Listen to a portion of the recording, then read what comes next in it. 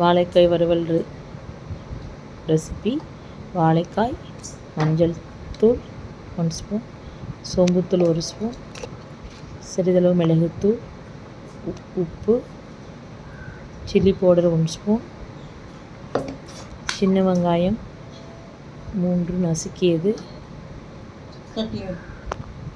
கடாயில் தேங்காய் எண்ணெய் ஊற்றி மசாலாவை வாழைக்காயுடன் நன்கு கலக்கவும். கலந்த மசாலாவை கடாயில் ஊற்றி வறுத்தெடுக்கவும்.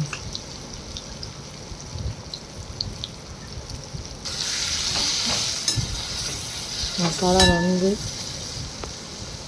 வாழைக்காயில் சேர்ந்து ஸ்டவ்வை ஆஃப் செய்யவும்.